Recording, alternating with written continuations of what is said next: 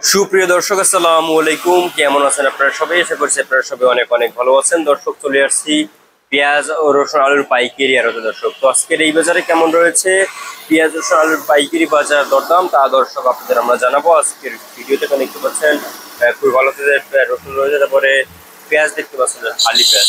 হালি পেঁয়াজ আজকে বিক্রি করছি কত করে, এই হালি পেঁয়াজের দর্শক আজকে দাম দর কত রয়েছে, কত করে বেচা বিক্রি চলছে আপনাদের আমরা জানাবো আজকের এই ভিডিওতে।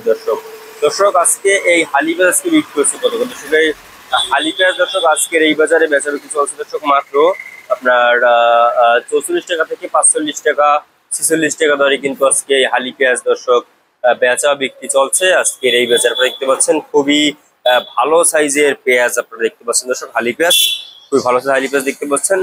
এরপরে আপনাদের আমরা দর্শক জানাবো যে আজকের এই বাজারে কেমন রয়েছে দর্শক আপনার দেশি রসুনের দাম। দর্শক আজকের এই বাজারে দেশি রসুনের বাজার দাম রয়েছে কিন্তু 70-75 টাকা দরে কিন্তু এগুলো বিক্রি হচ্ছে।